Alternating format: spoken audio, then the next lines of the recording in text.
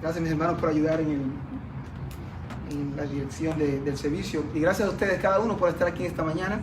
Es de nuevo un tremendo honor y privilegio predicar la palabra de Dios. Y espero que sus corazones estén listos para escuchar lo que el Señor tiene para nosotros en esta mañana. Yo les voy a pedir, en lo que yo me preparo para orar, que ustedes abran sus Biblias en la carta de Santiago en el capítulo 2.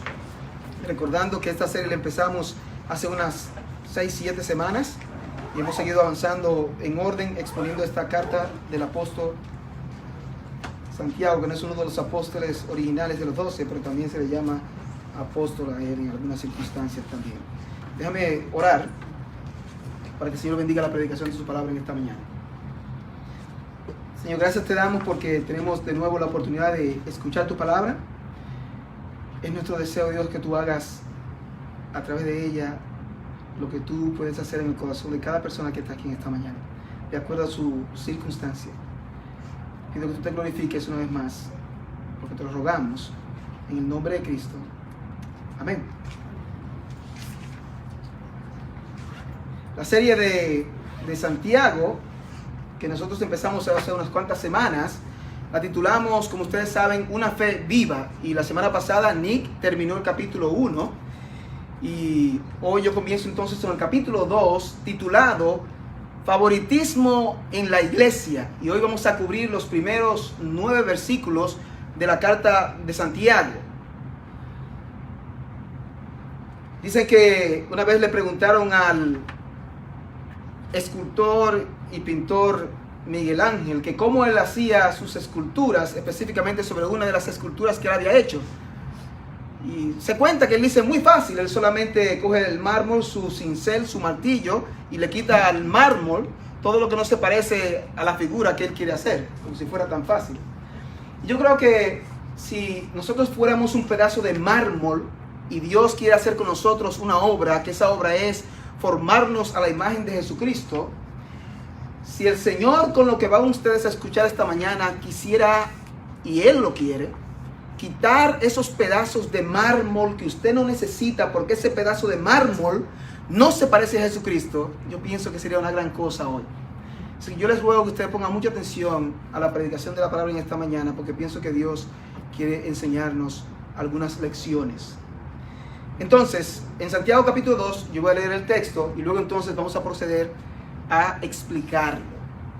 Capítulo 2, versículo 1, dice Santiago: Hermanos míos, que vuestra fe en nuestro glorioso Señor Jesucristo sea sin acepción de personas, porque si en vuestra congregación entra un hombre con anillo de oro y con ropa espléndida, y también entra un pobre con vestido andrajoso, y miráis con agrado al que trae la ropa espléndida, y le decís: siéntate tú aquí en buen lugar, y decís al pobre: estate tú allí en pie, o siéntate aquí bajo mi estrado. ¿No hacéis distinciones entre vosotros mismos y venís a ser jueces con malos pensamientos? Versículo 5. Hermanos míos amados, oíd. ¿No ha elegido Dios a los pobres de este mundo para que sean ricos en fe y herederos del reino que ha prometido a los que le aman? Pero vosotros habéis afrentado al pobre. ¿No os oprimen los ricos? ¿Y no son ellos mismos que os arrastran a los tribunales? ¿No blasfeman ellos el buen nombre que fue invocado sobre vosotros? Si en verdad cumplís la ley real, conforme a la Escritura, amarás a tu prójimo como a ti mismo, bien hacéis. Pero si hacéis acepción de personas, cometéis pecado y quedáis convictos por la ley como transgresores. Este es el texto que vamos a cubrir esta mañana, como decíamos, con el título Favoritismo en la Iglesia. Y siempre me gusta dividir el texto para ayudarlos a ustedes a seguirme. Y el texto se puede dividir en 4 partes o 4 secciones. Estas son las 4 secciones que vamos a utilizar. En el versículo 1 vamos a ver una exhortación. En los versículos 2 y 3 una ilustración. En los versículos 4 al 7 unos argumentos. Y en los versículos 8 y 9 un antídoto. Va a ser una exhortación en cuanto al favoritismo o a la parcialidad. Va a haber una ilustración una especie de escenario para que se vea bien claro exactamente cómo se ve el favoritismo en la iglesia. Los versículos 2 y 3. Va a usar Santiago también unos argumentos en contra de la parcialidad en la iglesia. Y en último lugar, los versículos 8 y 9, va a presentar lo que se puede llamar una especie de antídoto contra la parcialidad o el favoritismo en la iglesia. Así que vamos a empezar con el primer punto, una exhortación en el versículo 1. Versículo 1 dice de nuevo: hermanos míos, que vuestra fe en nuestro glorioso Señor Jesucristo sea sin acepción de personas. Él dice hermanos míos, como habíamos dicho, Santiago suele utilizar esta expresión de hermanos míos cuando va a cambiar de tema y va a continuar con una sección nueva, y usa hermanos míos y decíamos como una especie de ternura y cariño pastoral. Ese es el corazón de Santiago. Y como yo les decía, estudiando Santiago, yo pensé que Santiago era medio gruñón, pero no necesariamente. Santiago es un pastor preocupado por el crecimiento y el bienestar de los hermanos que él está ministrando. Y él dice hermanos míos, y dice que vuestra fe en nuestro glorioso Señor Jesucristo sea sin acepción de persona. La idea aquí de vuestra fe no es la fe de creer, no es en este caso que se refiere a eso, se refiere a la manera en cómo ustedes practican lo que ustedes supuestamente creen. Esa manera en cómo ustedes viven y ponen en práctica su fe, dice que sea sin acepción de personas. Pero él dice antes, nuestra fe en nuestro glorioso Señor Jesucristo, hablando de que Jesucristo es el Señor de la gloria. Y cuando se piensa realmente quién es Jesucristo y su altura y su gloria, cualquier aparente diferencia que pueda haber entre los seres humanos, sea por estatus social o por riqueza o por apariencia, debería quedar hecho añicos y pedazos, porque nosotros pertenecemos y servimos a un glorioso Señor que es Jesucristo. Esa fe dice que sea sin acepción de personas. Es una prohibición, una condenación a manejarse con favoritismo. Y esto de actuar con favoritismo y parcialidad no es una enseñanza nueva aún para estos creyentes que son judíos, porque si usted es judío y era judío en ese tiempo, ya debió haberse expuesto a la palabra de Dios, a la ley, lo que nosotros conocemos hoy como el Antiguo Testamento. Y la idea de parcialidad y favoritismo ya existía en ese tiempo y había instrucciones sobre eso, de no actuar con parcialidad, no es un concepto nuevo. Por ejemplo, Dios, hablando de su carácter en el Antiguo Testamento, escribiendo a través de Moisés al pueblo de Israel, Deuteronomio capítulo 10, versículo 17, dice la palabra de Dios: porque Jehová vuestro Dios es Dios de dioses y Señor de señores, Dios grande, poderoso y temible, que no hace acepción de personas, y dice, y no toma cohecho. En otras traducciones se entiende mejor, pero lo que quiere decir es que Dios no acepta soborno, como los jueces corruptos que muchas veces uno tiene en sus ciudades, que aceptan dinero y quién gana un caso. Dios no acepta soborno de nadie. Dios no tiene favoritos, no hace excepción de personas.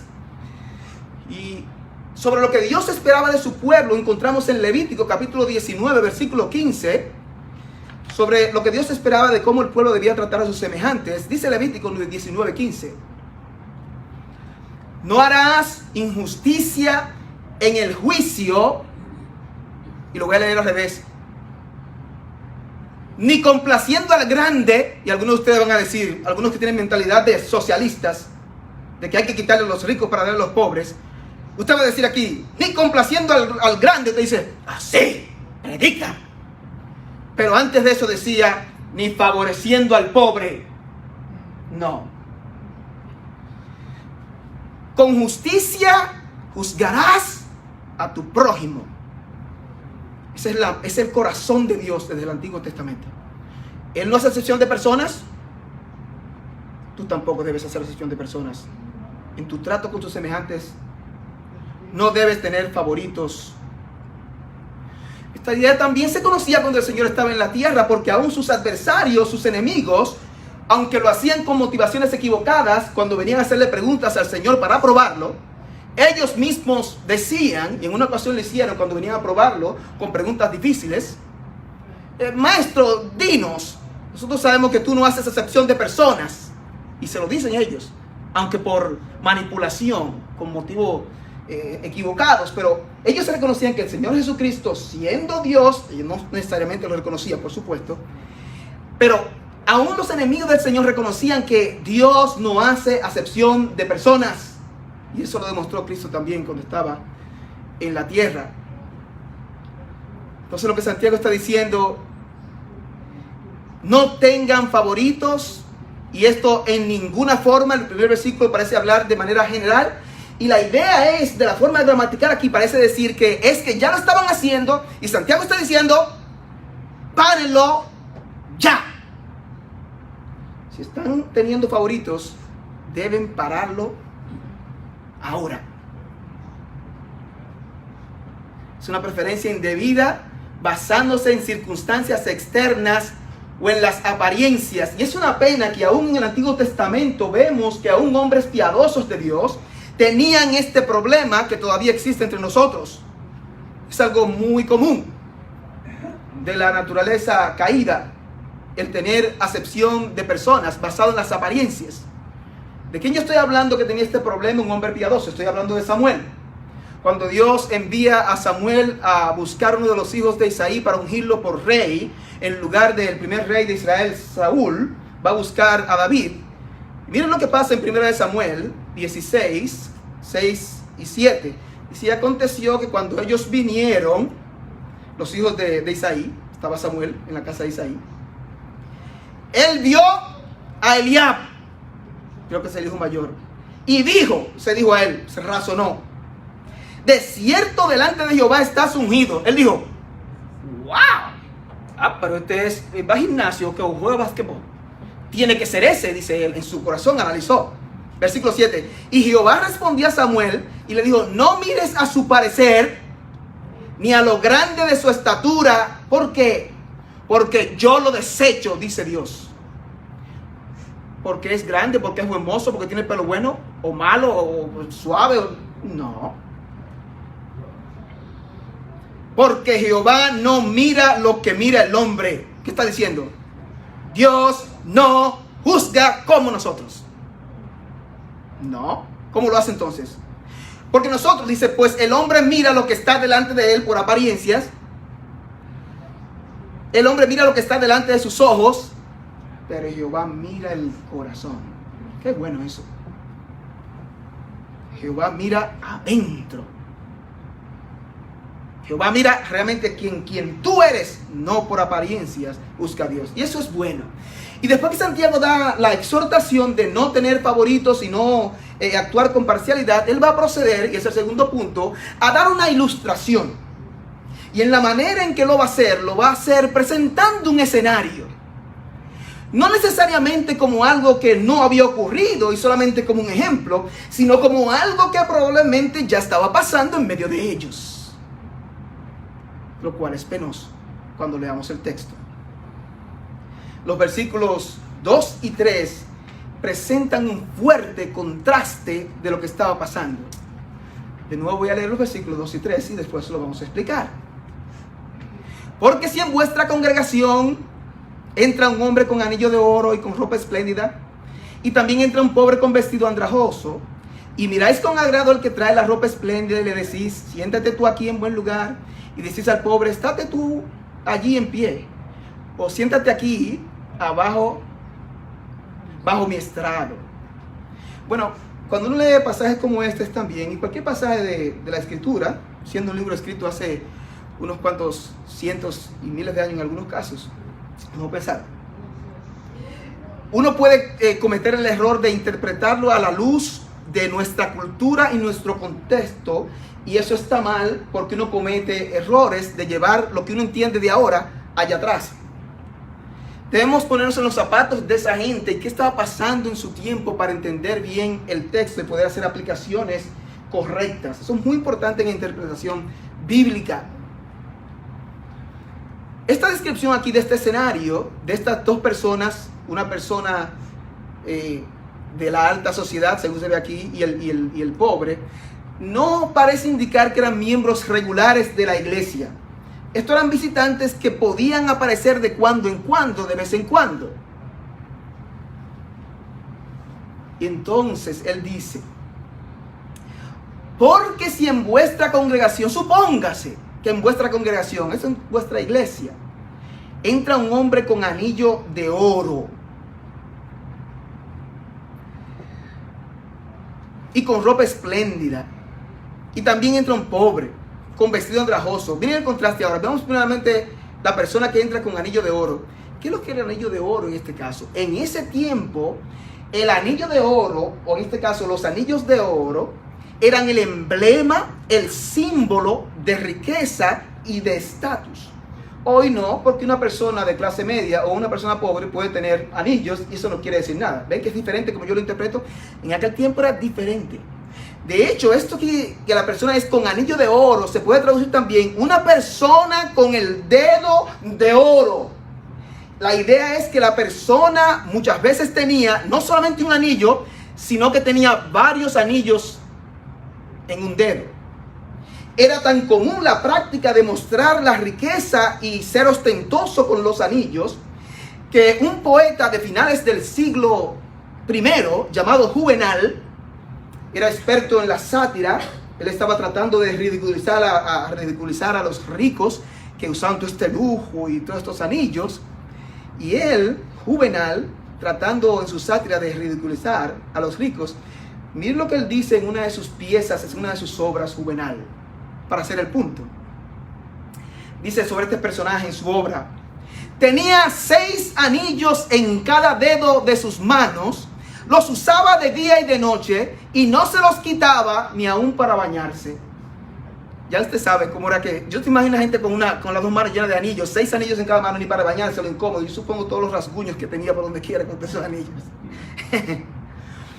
Pero esta imagen de anillo de oro sí era importante, pero la próxima imagen que nos da de esta persona que entra, que es una persona de mucho dinero y de mucho rango en la sociedad, la segunda imagen todavía creo que es más fuerte, porque dice, no tanto con anillo de oro, dice, y con ropa espléndida.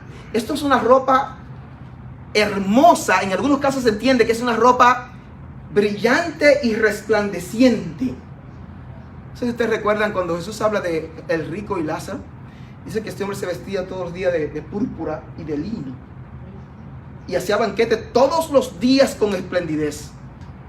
Increíble. Este hombre, el tipo de ropa que tenía, ese tipo de ropa. Ahora, ¿qué tipo de ropa era esta y por qué esto es un punto fuerte aquí de la persona que estamos hablando? Miren, para una persona tener una ropa de este color teñida, de este tipo de púrpura, que era un rojizo y tirando a púrpura también, tirando a morado, para conseguirlo se necesitaba unos caracoles de mar que estaban en unas piedras incrustados, unos caracoles. Y había que coger la secreción de estos caracoles, te daba como una especie de tinta, pero daba muchísima brega conseguir y muchísimo trabajo. Ok. Para que ustedes entiendan mejor y ponerlo en perspectiva y les haga sentido lo que estoy diciendo. Usted cogía 12,000 de estos caracoles y le sacaba esa secreción como una baba, los que saben lo que es eso. Y cuando usted tomaba estas 12,000 caracoles, estos 12,000 caracoles, usted extraía solamente 1.4 gramos de esa secreción. Ok. 1.4 gramos no es mucho. Si usted calcula lo que es 1 gramo con respecto a 1 onza o a 1 libra, 1 libra tiene como 450 y tantos gramos. Ya usted sabe qué poquito es 1 gramo. Usted cogía, por ejemplo, esos 12,000 caracoles y sacaba un chinlín de esa tinta. Y eso daba solamente para teñir el borde de una sola pieza de una persona. Esta persona se vestía no con el borde solamente teñido de esta púrpura, que daba tanta vez de conseguir. Su ropa era de este color. Y se entiende que estaba también como bordada con oro también. Por eso se entiende que la ropa como que brillaba. O sea, imagínese. Usted está en la iglesia y llega esta persona con todos estos brillos y todas estas cosas. no sé, la ropa más cara de ahora, si es Louis Vuitton o Vuitton, como que se llama, y unas botas y una cosa, y la esposa llega con una cartera. Yo ya pensé en la cartera, no sé si se llama, ¿cómo que se pronuncia? Coach, ¿cómo se pronuncia? Coach.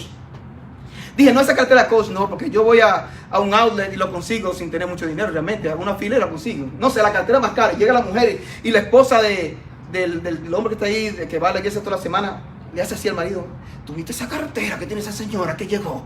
Y ahí como que se le van a uno como los ojos. Este tipo de gente era que estaba visitando en esta iglesia, y el escenario que le está haciendo. La ropa espléndida. Ahora miren el contraste.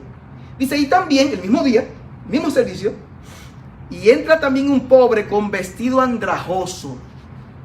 Andrajoso. Nada más la palabra suena mal. ¿Pero qué quiere decir andrajoso? Andrajoso es extremadamente sucio, desagradable, especialmente como resultado de la pobreza o el abandono. Era una ropa raída, o sea, una ropa gastada. ¿Usted viendo esa ropa que usted la lava 3 veces y usted puede usarla casi de espejuelos? Porque usted ve transparente así, 2 lavadas. Esta persona, por ser pobre, tenía una ropa así, raída, totalmente, como yo decía, ajada, gastada. Y por su pobreza, por su situación, y posiblemente usted puede pensar que esta persona, además de que la ropa estaba muy gastada, muy mala, probablemente la ropa también estaba muy maloliente. Yo estaba pensando mientras estaba preparándome, y dije, yo espero que hoy, domingo 10, no nos visite un homeless hoy aquí. ¿Sí? ¿Por qué, hermano? No, porque yo no quiero ponerlo a usted en una situación difícil, porque siento una persona, un homeless, que muchas veces está muy mal vestido por la situación que tiene, por la razón que sea, y muchas veces tiene un fuerte olor. Desde aquí, del púlpito, yo no quería verlos a ustedes huyéndole a esta persona, porque usted se iba a sentir muy incómodo escuchando esto, y yo también. Pero esa es la situación que usted tiene que verse en esos zapatos. Eso es lo que está pasando. Una persona billonaria, ni siquiera millonaria, versus una persona como un homeless, está el mismo día en el servicio. Ese es el escenario que está pintando. Y dice entonces, continuando diciendo sobre la reacción de la iglesia. Y dice entonces, entran estas 2 personas, y miráis con agrado, o sea, con admiración, con aceptación, al que viene con la ropa espléndida y con anillo de oro. Ahora, aquí dice, miráis con agrado, no solamente el que los va a dirigir a sentarse, como vamos a ver en un momento ahora, sino que tiene la aprobación de toda la congregación. Están deslumbrados y ellos con admiración miran a esta persona que tiene todo el lujo. Y dice aquí, y decís, siéntate tú aquí en buen lugar, al hombre que tiene toda la pompa. Y lo que se entiende es que en ese tiempo había una persona que se llamaba Chazán. Chazán era como un mujer que ayudaba en la iglesia, y ese acomodaba a las personas, o que el mismo líder de la iglesia, el que presidía el servicio, el pastor, cuando llegaba la gente, él los mandaba a sentar. Pero dicen que esto es el caso de el ujier miope, el miope que ve de cerca pero no ve muy bien de lejos. Él lo ve y le dice al rico, siéntate tú aquí en buen lugar, o sea, en un lugar de honor. Y lo que se entiende en ese tiempo, y todavía hay algunas iglesias que utilizan eso, en lugar de los asientos estar así como ustedes están, había unos cuantos asientos cerca del púlpito que se dejaban para los líderes religiosos o para gente de un alto prestigio en la sociedad.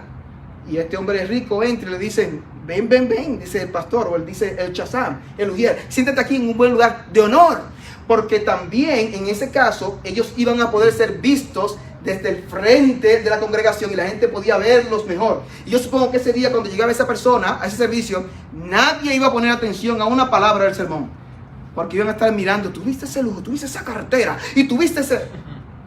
Se sentaban al frente. Y eso es importante porque en el tiempo de Jesús corregía eso también, porque los fariseos trataban de encontrar los mejores lugares cuando iban a una boda y se peleaban por eso. Es increíble eso. Usted dice, bueno, yo no haría eso en este tiempo. No, usted tiene otras maneras de cómo hacerlo, más sofisticada, más sutil. Pero en ese tiempo la gente se peleaba por conseguir los primeros asientos. Jesús le decía, no hagan eso. usted se siente en el último lugar, y así cuando viene el que lo invitó a ti y al otro, en vez de decirte, mira, siéntate más para atrás porque yo invité a otro más honrado que tú, y entonces tú te vas para atrás calladito no, usted se siente en el último lugar como humilde, y entonces él te dice, no, siéntate más para acá en un lugar más importante. Tú dices entonces, wow, ahora tengo no. Pero estos hombres buscaban en las fiestas, en los banquetes, los primeros lugares, y por supuesto querían los mejores lugares en la iglesia también, porque imagínate, tú tienes dinero y también tienes el prestigio de una iglesia. Tú puedes decir como el joven rico, ¿qué más me falta? Lo tengo todo, tengo dinero y también soy religioso y tengo respeto de la gente de la iglesia, pues yo estoy bien. Esa era la actitud de esta gente. Siéntate aquí tú en buen lugar. Y miren el contraste entonces de este ujier. Y decís al pobre, estate tú allí en pie o siéntate aquí bajo mi estrado. ¿Usted sabe lo que está diciendo? Estate tú, al otro le dicen, ven aquí cerca de mí, en un lugar cerca del púlpito, un lugar de honor, una buena silla, sentado. Y al pobre le dicen, estate tú allí, mira, ni siquiera donde yo te pueda ver cerca. Y no se queda ahí. O siéntate aquí bajo mi estrado. La idea es, y si te quieres sentar, siéntate en el suelo. Eso pasará hoy en una iglesia. Usted dice, pero yo no vuelvo a esa iglesia más nunca. Pues usted sabe qué es lo que hizo un pastor. Yo estaba en una iglesia y el pastor le dijo a una persona que llegó porque era pobre, que se fuera más para allá y que se quería sentar y que se sentara en el suelo. A esa iglesia no vuelvo. Y yo entiendo si usted hace eso, porque eso no debería ocurrir, pero esto estaba ocurriendo. Y de nuevo usted dice, yo no haría eso. Yo le digo, hay maneras de ser parciales y mostrar favoritismo muy sutiles que posiblemente nosotros sí practicamos, pero más disfrazadas, porque ya hemos crecido, ¿verdad? Aquellos eran unos antiguos. No, el ser humano no ha cambiado, ¿ok? Cuentan que el activista de derechos civiles Mahatma Gandhi, ustedes han oído eso, mientras estaba estudiando, porque él estudió derecho, dice que fue a una congregación cristiana y cuando llegó le dijeron, no, ve y congrégate en una iglesia que sean como tú. Porque él había leído la Biblia y le había gustado lo que había leído en la Biblia.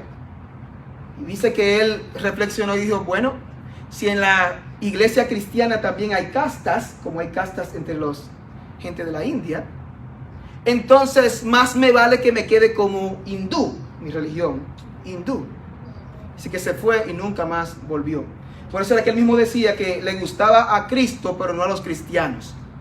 Y por supuesto ahí yo añado a lo que hay gente que, cuando se da esta situación que viene el rico y el pobre un día, hay gente que les encantaría ver eso, gente que no son creyentes. ¿Por qué? Porque quisieran utilizarlo como excusa para decir, tú ves, por eso que yo no soy cristiano, yo soy mejor que ellos. Tú sabes lo que yo vi. Pero yo les digo que aún Gandhi no tiene excusa, no va a poder presentar ese argumento delante de Dios. Claro, los cristianos tenemos una responsabilidad de presentar correctamente al Señor y no debemos hacer esto de parcialidad. Pero aún así nadie puede presentar excusas delante de Dios porque fue a una iglesia y un día el pastor no lo saludó personalmente. Nadie. Después de la ilustración de Santiago, entonces él va a presentar unos argumentos en contra de la parcialidad y del favoritismo. Y él va a presentar 3 argumentos diciendo que es inconsistente, 1, que es contradictorio, 2, y que es inapropiado, 3. Versículo 4. Es inconsistente usar favoritismo. Versículo 4. ¿No hacéis distinciones entre vosotros mismos y venís a ser jueces con malos pensamientos? O sea, si usted está haciendo distinción de personas y usando favoritismo por la manera en cómo una gente se ve, porque está bien vestido, y el otro mal vestido, y ropa ajada, y sucia, y huele mal, usted está haciendo juicio equivocado. Y aquí hay una especie como de tener una especie de doble alma, como hablaba Santiago en el capítulo 1, porque usted va a hacer distinción de personas usando esta mentalidad pecaminosa, que no es como Dios juzga, y usted está como en un conflicto en su mente. ¿Por qué? Usted sabe que la fe que usted dice tener no debería tener este tipo de distinción pecaminosa. Entonces usted tiene como está ambivalente en su mente, pero es que este hombre es rico y este pobre, y usted entonces está siendo inconsistente con la fe que supuestamente usted debe tener y tratar a todas las personas no por apariencia, sino como Dios hace, mirando realmente el carácter de la persona. Número 2.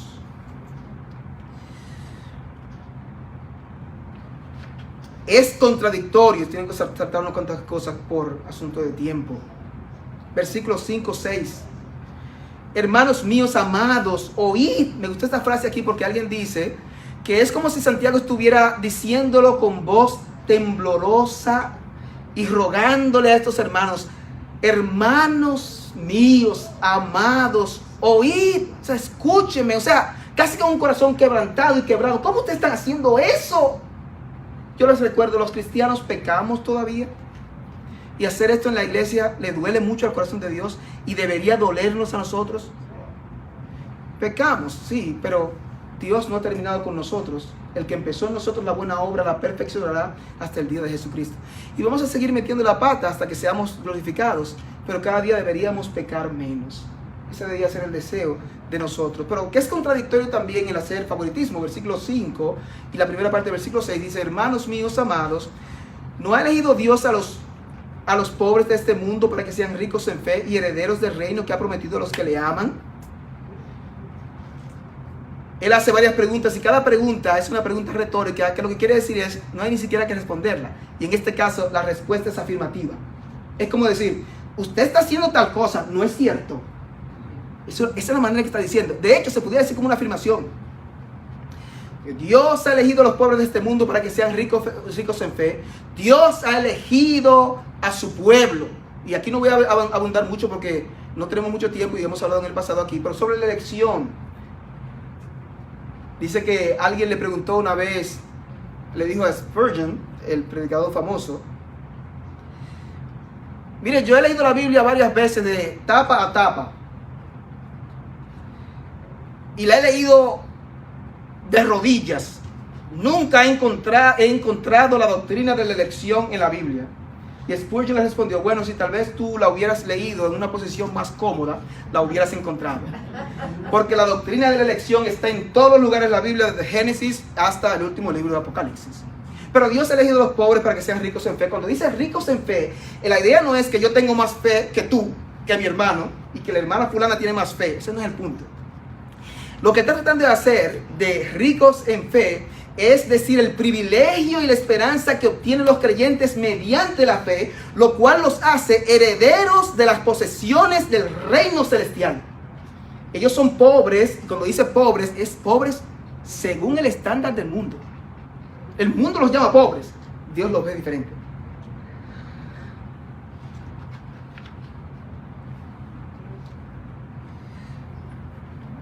Dice a los que le aman. Interesante eso, porque ser pobre, decíamos aquí, o ser rico, ni ser rico ni ser pobre tiene ningún mérito en sí. Porque como dice alguien, hay ricos honorables y hay pobres sinvergüenzas también. No se crea que ser pobre es una virtud en sí misma y que por ser pobre automáticamente usted va al cielo. No. Él añade ahí que es a los que le aman que Dios va a dar el reino. Dice 1 Juan 4:19, nosotros le amamos a Él, a Dios, porque Él nos amó primero. Si usted no ama a Cristo, usted no es de Él. Y eso viene a través del Espíritu Santo que Dios nos ha dado. Ustedes están rechazando al pobre que Dios ha elegido para que sean ricos en fe y herederos del reino. Y Él continúa diciendo en el versículo 6, dice, pero vosotros. Y la idea aquí, dice que utiliza algo que se llama en gramática y literatura pleonasmo.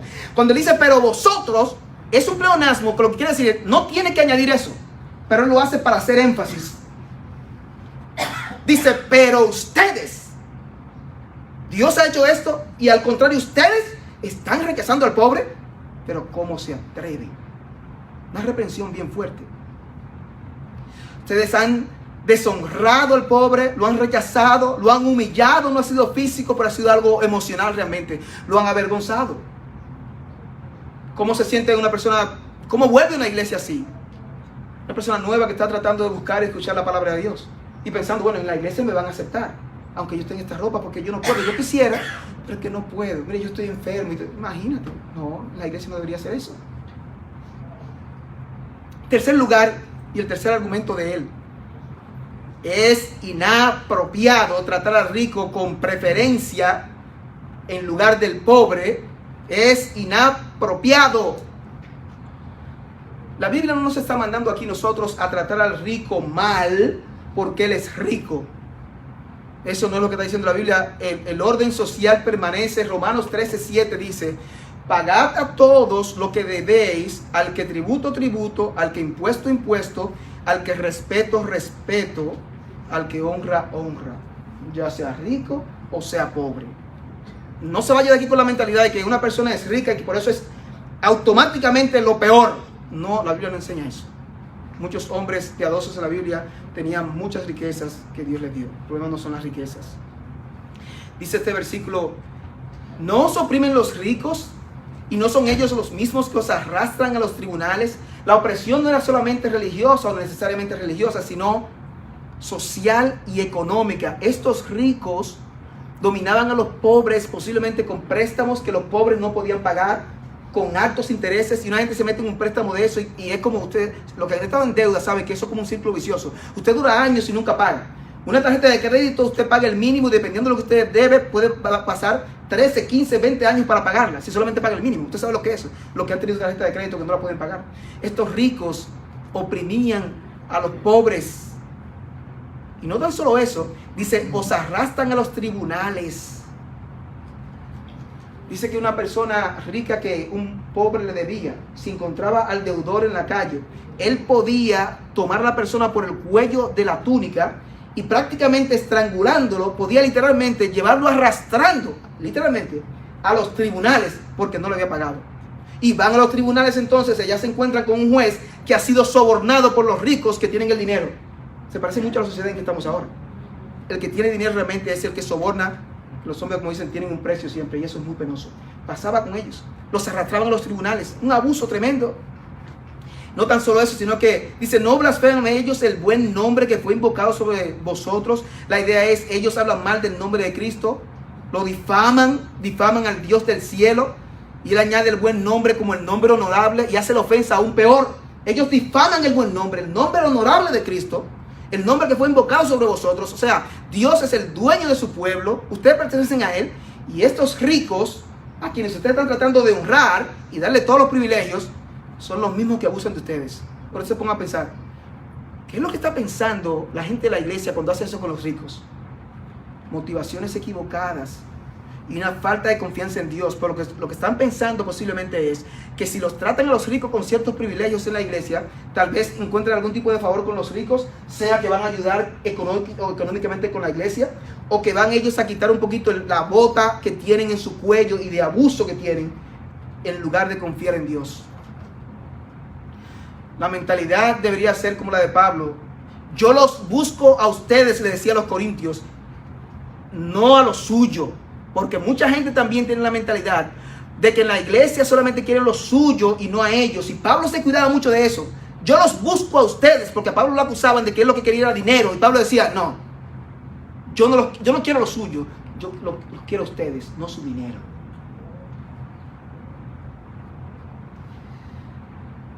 Ellos blasfemaban el nombre de Dios, y ponerlos en un lugar de privilegio, en este caso, es como decía Calvino, explicando este asunto aquí, es como honrar a tus verdugos y herir a tus propios amigos.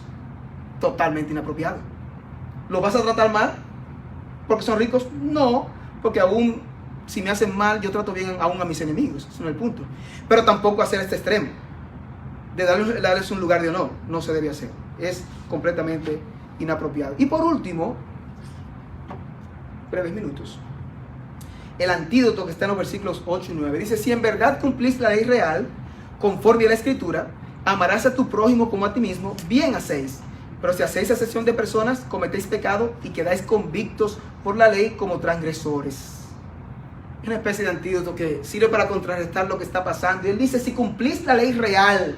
La ley real aquí no es la ley que es verdadera, aunque es verdadera. La ley real es una especie de la reina de las leyes como la ley principal. ¿Y cuál es la idea? Cuando a Jesús le preguntaron, maestro, también para probarle, ¿cuál es el principal mandamiento, el primer mandamiento? ¿Cómo Cristo respondió? Él dijo que yo te voy a decir, ¿tú quieres saber? Ese es el mandamiento. Amarás al Señor tu Dios con todo tu corazón, con toda tu alma. Y dice, y el segundo es igual a este, es en importancia también. Y amarás a tu prójimo como a ti mismo. Y les aclaro ahora, por los que han leído muchos libros de autoayuda por ahí, la Biblia no te manda a que te ames a ti mismo. Y tu prima o tu tía no tiene un problema de autoestima. Eso es una falacia. No, que yo casi no se ama. No es verdad. Dice que nadie aborreció jamás a su propio cuerpo, sino que la cuida y la sustenta. Ella no tiene un problema de autoestima baja. Es al contrario. Ella se ama demasiado. Por eso Dios puede decir aquí, como ya tú te amas, ama a tu prójimo. Sí, como a ti mismo. Esta es la ley real. Si ustedes hacen eso, dice él, bien hacéis. Lo que quiere decir es, hacen lo correcto, hacen algo excelente y más aún, hacen algo palpable, algo que los demás pueden ver, su testimonio y dicen, ¿ves? Ese cristianismo, eso está bien. No dice el Señor, conocerán que ustedes son mis discípulos, dice que si se aman los unos a los otros. Juan 13:35.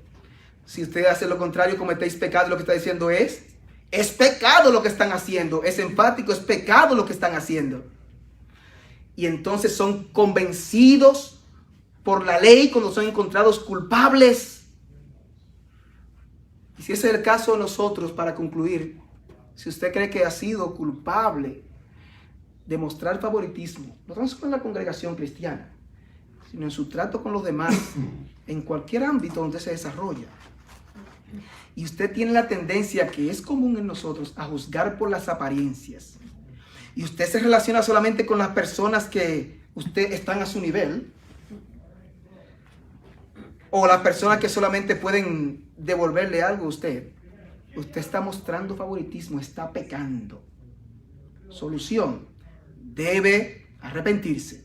Y qué bueno que esa solución esté en la palabra de Dios.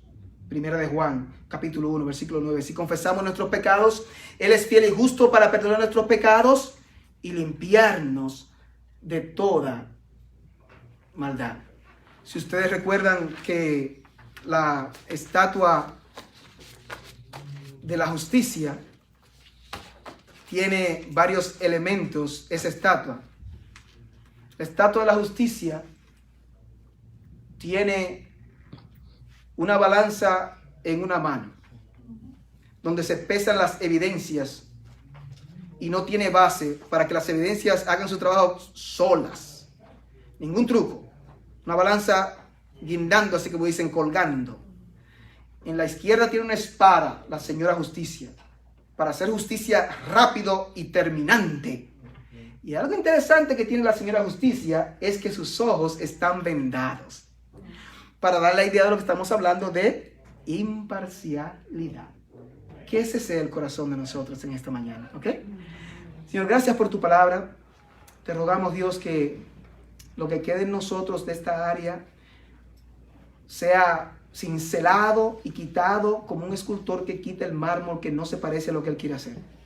Quita de nosotros, Dios, el favoritismo y síguenos puliendo. Yo sé que tú lo vas a hacer, porque el que comenzó en nosotros la buena obra, la perfeccionará hasta el día de Jesucristo. Te damos gracias. Te doy gracias por cada persona que está aquí en esta mañana. Te bendecimos en el nombre de Cristo. Amén.